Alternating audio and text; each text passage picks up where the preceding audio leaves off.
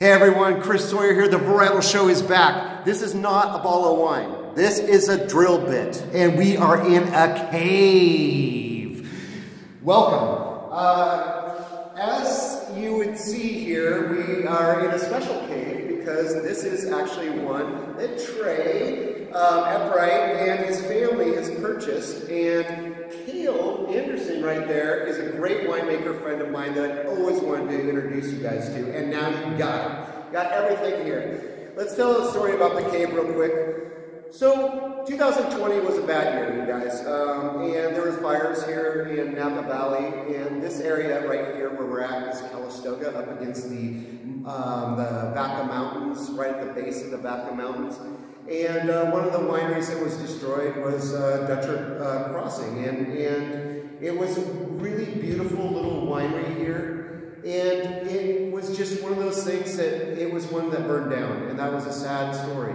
But it also led to something that was really super positive, and that was the amazing new winery here called Parabol. And I will say this right now, and you're watching this show right now, and you're hearing the reflective sounds of being in the cave. I am the first guest ever to drink wine here with the family. This is a big deal, you guys. So you're going to get to know this brand. I got to know them. Trey and I met when we did a really great tasting. I will give Alan Goldfarb a lot of credit there for his amazing thing of bringing me together with Trey and his family members that were there in San Francisco. Kale and I have known each other for almost over 2 decades at this point. I love this guy. Super duper winemaker right here. Makes a lot of wines that you guys have tasted. You just don't know it. And he's the man behind those wonderful balanced wines that you get from Napa, Sonoma, all over the place. Actually, a new project he's doing in Mendocino. It's awesome too. But the fact is, Parabol is a very special story of a passionate family that really came here from Texas, of all places. So, Trey, tell us a little bit in a small version. Don't go into every detail about everyone you met that all came about it. But how did you get so into wine in the first place? First off, I have to give a shout out to a family friend, Ron Elkins. It was his house. I was 15 years old in the Texas coast where I went, and there was a party, and I was given my first sip of wine, which was a 93 Dom. And it was great. I had too much. I had a terrible headache the next day, but I was like, I like this. I want to know more about it. And I was able to have some drinks at the dinner table of wine growing up. Went off to college, got a degree in construction science, but was able to take some winemaking courses at Texas A&M with Dr. Cobb. And then I came out to Napa for the first time in 2013, and I fell in love with the place. And I started coming out multiple times a year. I took a trip with VGS. I met Kale from VGS. Yep. Took a trip with VGS to Bordeaux in 2014, and just kept learning, making some wine in my garage, and kept collecting and drinking and traveling and trying more wines. And just, in 2020, life threw some curveballs at me, and I decided I wanted to change careers, and I wanted to be a vintner. Yeah, and here he is. Happened to find this piece of property that was obviously up for sale after the fires happened. It's an amazing property. I was outside just with them a little while ago, and we were looking at the amazing sheep out there grazing in between the vines that were planted. It's a really nice selection of different clones out there that's right, you can see from Silverado Trail if you look into the mountain on this little street. We're about 2 miles from Calistoga, just a little bit south and against the hillside of the Vaca Mountains right here. Behind us is, why I wanted to be inside is because those are rocks, you guys. This is a cave, but those are the rocks behind the cave. And I think that's a really important thing about the Vaca Mountains is how rocky they are. And you don't really understand it until you come here, and this is a really good site for it. You just look at the hills, you're like, dang, those are some rocks, And it really is a volcanic activity here. There's also a lot of uplifted mountain range too. We're looking right across the valley at the Mayacamas Mountains, but if you really look at the Mayacamas Mountains, they are very forested. And it's kind of hard to see all the vineyards up there. It's actually impossible to see all the vineyards up there from the ground. And when you really look at this little thing here, this is also the side of the valley that gets the late afternoon sun. And that's why there have been so many great plantings. I mean, to be really honest, we're right across the street from Three Palms, one of the greatest, most legendary vineyards of Napa Valley. And it's right here. And this is just an amazing thing. You don't have, the winery itself is not built yet, but the cave's all here, you guys. And this is an extensive cave. Kale, you like caves. I mean, you got to work in some. You really like this cave, don't you? Oh yeah, it's a beautiful cave. I mean, it's well built. I mean, even during the storms, you know, almost all caves leak, and this cave it tends to leak a lot less than a lot of the caves that I've worked. That's important, which is really important. But you know, the temperature and the humidity is obviously controlled and perfect for aging wine. It's in great shape. Super excited about you know, getting our wine modification from the county and actually start operating and making some wines here in the cave. Yeah. This is amazing. We'll talk about Kale in just a minute too. What we're tasting here, our first wine, is an amazing selection of Chardonnay. So when boutique wineries start, and especially here, you've got a little bit planted out there. How much is planted right now? 2.5 acres. 2.5 acres, okay? You gotta make friends if you want to make wine the first few years. And I will say one thing for Trey, he has done an amazing job making friends. This is actually a selection from the Antinori Vineyard that's way up there in the Atlas Peak appellation. It's been one of my favorite unsung Chardonnays that I've ever tasted because it has a very special clone that came from New York. Tell us a little bit about that clone. So it's the Weimer clone. It's an older selection of Weimer clone. Weimer clone is a lot like the Wente clone that it typically shatters. So you get a lot of hens and chicks, big berries, small berries. It makes very, very small clusters, which makes very, very concentrated Chardonnay. So the Weimer clone was my favorite clone when I was making Chardonnay up at Paulmeyer, and it typically goes into their top tier Chardonnay. So you know, Glenn Salva, who has been there for a long time, great guy. Great guy. We love him. And he sells us some of this fruit, some of the Weimer clones specifically.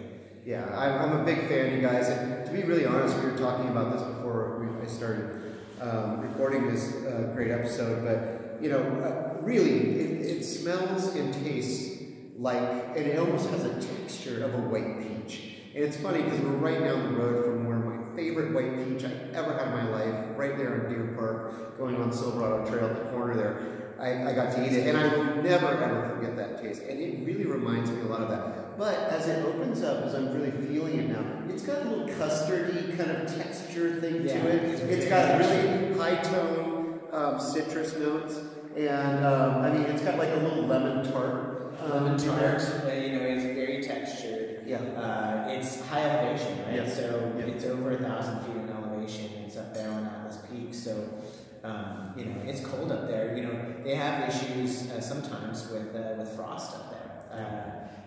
It's so high in elevation. But I think it's that elevation as well as the clone that gives it that texture and makes it unique. It's not at all a flabby styled Chardonnay. I mean, it's got really good acidity because I think of the coolness. That clone is very peachy and floral. Sometimes, you know, tropical, even tropical. Even tropical. And it has time. If you really know where Atlas Peak is, it's actually looking over the top of Napa, right there, the town of Napa, not Napa Valley, the town of Napa, or city. I guess it's technically a city. But, you know, it's looking over it from the back of mountains at 1,000 feet up there. It's basically a big bowl up there that's like this with rocks all around you. It's really hard to dig those places out. I mean, there are big, huge boulders up there. And the Antinori family, which is, if you guys know your Italian wines, especially from Italy, one of the most legendary families of all times. And they actually purchased that property a long time ago, and they were really good about it. They also found out that Sangiovese doesn't work very well up there, and it just wasn't working. So they put in these great clones that really do have some experience here and that we can get into knowing. And for you to pick this up, it's pretty good, dude. Like, I was like, I mean, I give good credit here. I was impressed, you know? Yeah. You know, that's like of all the ones, you know, it also helps that Kale has been in this biz for a long time. He knows a few people that know a few people. And so it really does help. So the second wine that we're tasting here is another, this is actually legendary vineyard. This is the Hyde Vineyard, Larry Hyde, one of the greatest farmers of Napa Valley history in Carneros. Carneros is a very interesting area, different than Sonoma County. Just, it does get the wind there. It's just a little bit warmer just during the day. That's why just actually behind Larry's place you're growing cab. You know, up on the hills, you know, some of the great people like Trouchard and stuff have so much land behind Larry that they got Cab, they got Syrah, they got Roussan, they got everything. But this is really a perfect example of a Chardonnay that has that perfect balance of heat and wind. And it really does just stand out, doesn't it? Oh yeah, right. It's a great site. You know, it's right across from their new winery over there, just south of Highway 12. This vineyard was, I believe, owned by Vinecliff Winery. I think the Hyde's purchased it from them, and it is Montrachet clone, and it is also planted right next to which was a big stand of eucalyptus trees, which have since been taken down. They're no longer there, but you know they were a windbreak. So if it was windy, you know there was a windbreak. Now it's even windier. Yeah, but it does have like this kind of distinctive waxiness to the kind of beeswax. Like honeycomb. Honeycomb. Actually, you know, not that far from here, right across on Highway 29 is like a place I used to go that was an abbey at one point. It's where Freemark Abbey is now, their tasting room. It used to be a honey, where we would like open the doors and like look at the windows there with all the bees making the honey.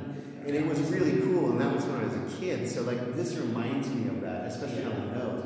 But you know, it's got the classic Carneros kinds of things. It's got that little bit of apple, it's got a little bit of pear, and it's definitely got the lemon. And the lemon is just a signature. I mean, I can tell a Carneros anytime just because of the lemon. And it always comes in different forms. So this is almost like a really gourmet kind of lemon bar. You know, lemon bar. Because it has very good use of oak and not too much of it. Thank you very much. This is not a buttery oaky wine. Okay, this is not what it is about. It's about balance and it's about deliciousness and really tasting the site too. It's about I think it was 60% oak and 40% stainless steel drum. So you know. Not a lot. Don't want too much oak, especially on the Hyde. That's amazing. And most of them oak neutral. What got you into Chardonnay? Why Chardonnay for you?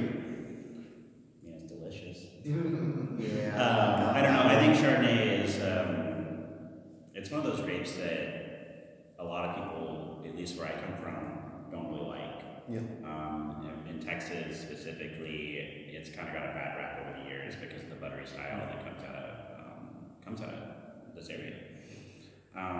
So for me, it's like, no, I can present you multiple different Chardonnays, and Kale can speak to this more, but we make them all very different. You know, the Antinori is made in all wood, mostly, you know, mix of new and neutral. This is a mixture of neutral and stainless. And another one we make that's not here, it's all concrete. So, you know, we try to do all three very different, and for a winery to have 3 single vineyard chards and do one, it's you know, it's kind of a silly thing to do.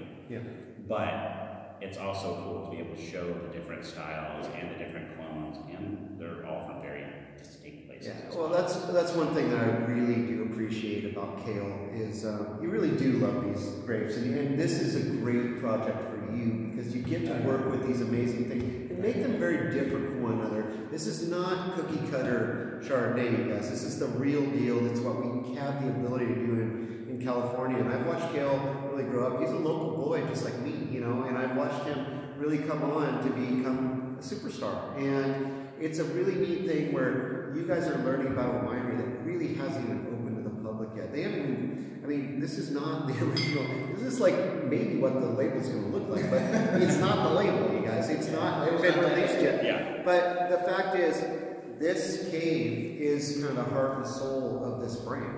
And, you know, to really do that right, I think Kale, this is the place for you, and the relationship here that you guys have developed is really amazing. Well, you know, I hopefully with all the wines that we make, you know, we're showing the terroir and we're showing the vintage. I mean, that is why we're vineyard designating these different things. If we had a bunch of the Chardonnays that tasted exactly the same, we wouldn't put them in different bottles. Right. So, you know, we're really trying to showcase, like, you know, Chardonnay, like Trey said, has gotten a bad rap over the years, and you know, it's ABC, right? Anything but Chardonnay. And you've heard that one before, right? Heard that one before. Heard that one before. You know, and I enjoy, you know, making all. We are very close to Rombauer, you guys. Actually, Rombauer is actually less than a mile from here. Yeah, right. Just saying, but this wine does not taste like Rombauer. You know, Chardonnay is arguably the most important white grape in the world, and it is for a reason, and it makes incredible wines from incredible sites. So that's what we're trying to showcase. Now, Cabernet, you guys know Napa Valley. If we say Napa Valley, it's like, if I say Willamette Valley, what's the first thing you think of? Pinot Noir. If I say Napa Valley, what's the first thing that you think of? Cabernet Sauvignon. And with good reason. It is a great place to grow it. It's been proven for so many years, and especially since the 60s really came on. Before the Paris tasting, it was already starting to grow, and this is where we're at today. These are very unique vineyards that you've got. I really, Trey, you've got a few wines, and I really wanted to pour this one. And I'm going to show everyone up here just a little thing here. This is actually Vangone, if you can see right here. Vangone. And Vangone is actually an interesting term that is actually the name of a vineyard that has what special about it? Yeah, so the special about Lynn Vineyard, I mean, number one, this is also at this peak, which is Antinorian. This land was undeveloped until recently. Yeah. Kale can tell you about a little bit more about how it came to be. It's really good for Kale, but you know, this land was for sale. This guy who was a road builder, what was his name? Yeah, Ron Davidowski. Ron Davidowski. He is a road contractor, which I have some sentiment with. That was my first job out of college, was building roads and bridges and utilities. So I know what he does. Got some skills when it comes to that. And so he found this piece of property and he bought it for not too much money because it needed all this work and all these roads. But there was this old VW van on the site, and his thing was, he's like, look, I'll buy this piece of property, but this van has got to be gone. And that name stuck. Vangone. Yeah. Vangone, you guys. Most people will... It's not French, okay? It's not Vangone. Vangone. No, it's Vangone. It's Vangone. It's very California. Yeah.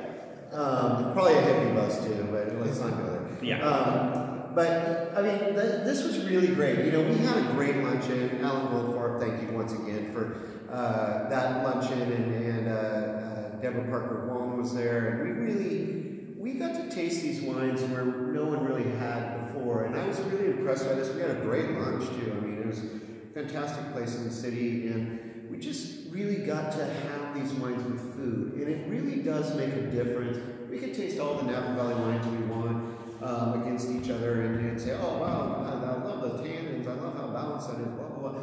But what it really comes down to is, what do you do with it? And eventually, you really want to have it be good with food. And if they're just too tannic, we just don't do roadkill every day. You know, we just don't do big pieces of meat that are this big every day. We do a lot of different things. And I think the balance of this wine is absolutely brilliant. Yeah. What did you do to make this deal? This is, Mario Bazan is the vineyard manager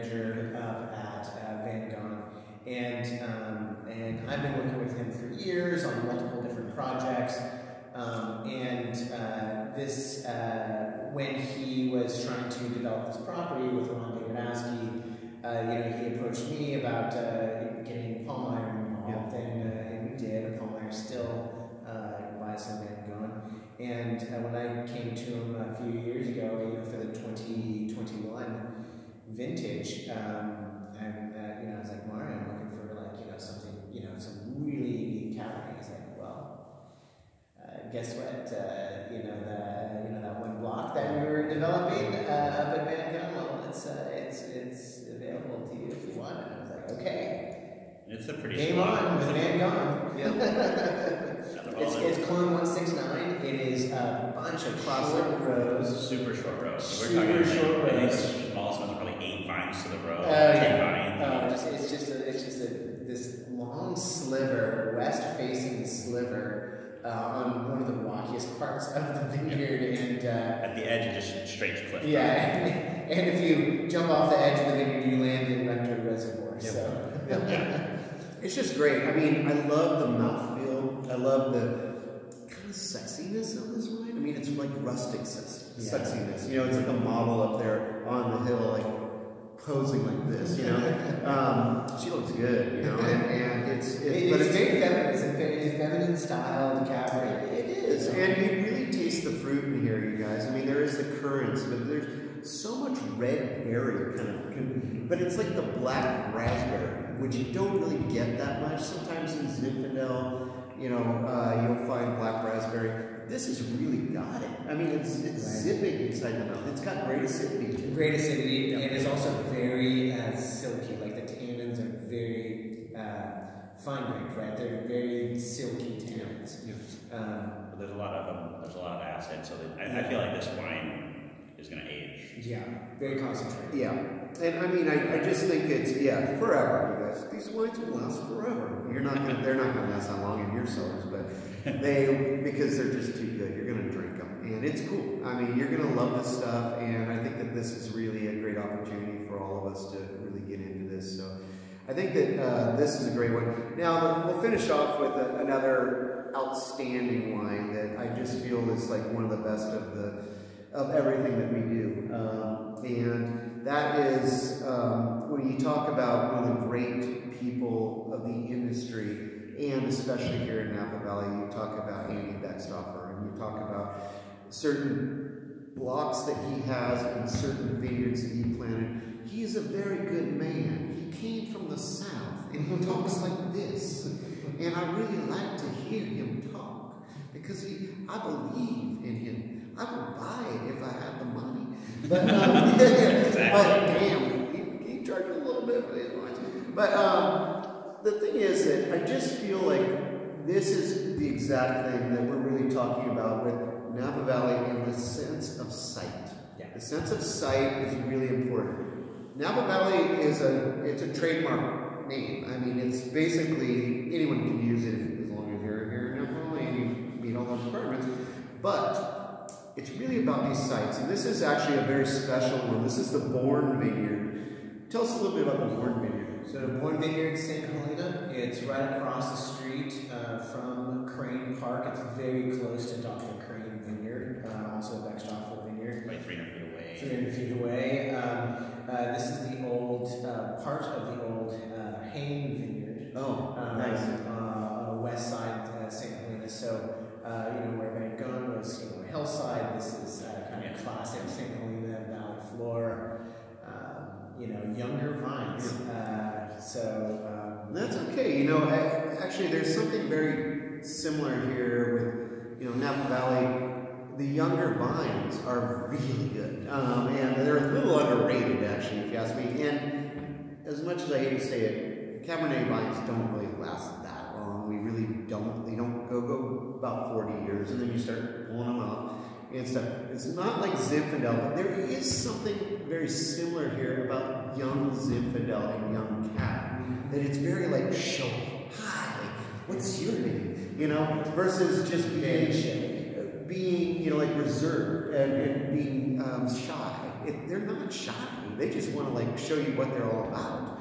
And so it's really interesting. And when we talk about this vineyard, I mean, you're talking about, you're right near Spotswood, and like one of the great, when we talk about the Rutherford Bench, the Rutherford Bench isn't just in Rutherford. It starts way down past Yountville South and all the way into St. Helena. And it's just this one little part that it's at this little angle like this, not like this. It's like this. And it just kind of comes off the Mayacamas Mountain. So we're really looking over across the valley here at that region. But wow, this has got so much stuff going on, you guys. Yeah. I mean, it's showy, like you said, but it is also, you know, very dark. Very dark, much darker fruit. You know, it's not shy. No, at all. It's actually kind of seductive, you guys. Like the nose is ridiculously deep, dense. You know, there's that little like kind of chocolate truffle thing going on in the nose, and there's even like a little bit of fig when you taste it, and there's some things like that, and just little nuances that you're like, oh wow, this wine is really interesting. Yeah. You know, and that's really what you get. Like this is a classic boutique winery that hasn't even really released this stuff yet. And the first one to ever taste it. But let's not. I mean, not only is Chris the first person to taste at the property, he was also at the first media event that I had. So, I mean, I have to give Chris props for coming out. Thanks, Greg. Hey, cheers to that. Cheers to you guys. And thank you, Alan Goldfarb. You rock. You know, Alan and I were, back when I started writing, way back in the 90s, I mean, Alan was, you know, a big part of my life, and it's so great to see that what he's doing now and helping people like you, Trey, and your family. It's really nice to meet your dad and your brother that day too. Like if it wasn't for them, I wouldn't be here. Yeah, and it's a real family project, you guys, and this is what real boutique wineries are about. It's not, you know, and I give Kale a lot of credit for helping these brands become something. And this one, it's already there, you guys. This is just like, once they come out, watch out. But I would highly recommend, once they open the doors, it's going to take a little bit of time, to the regular winery, but I get a feeling that something might be happening in this cave a little bit before that. But we will see. But once these wines are released, this Carneros Vineyard is a really great one. And just, it's an amazing boutique brand that just is coming out new. You can tell the passion. Yeah, I mean, I guess like maybe to tell about the name Parable is, you know, it's a short story, and you know, I was sitting around with my brother and brainstorming about names, and you know, we were like, oh, what about Parable? You know, it's a short story. All these wines tell a story, and they're single vineyards, and since everything we have is single vineyards, and it's going to be that way, and it's like, okay, let's tell a story about these. And then not only the story about that, but like the story about Kale and I, and now, you know, Chris is now in my storybook. And there's so many more stories to come here, and so many more stories, so many more wines to come. And we have some, you know, in 2022 we started working with trailside fruit, some Syrah, Bald Mountain. Like, you know, we're adding some stories to some chapters. Some chapters. Oh, Bald Mountain. There's a bunch of stories to be told. I love that. I don't know if you know the Bald Mountain, but it's the highest vineyard on Mount Meter, above the tree line. Yeah, it's really good. Is that where the Dry farm? That's not where the Jade Mountain was.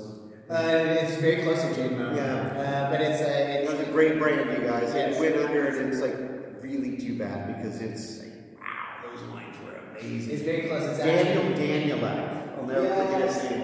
Daniel Danielak was the winemaker. Yes. Yeah. It's very close to that. It's probably about a quarter mile away from Jade Mountain. But yeah, the Bald Mountain, the county line, if you look on Google Maps, it goes through that block.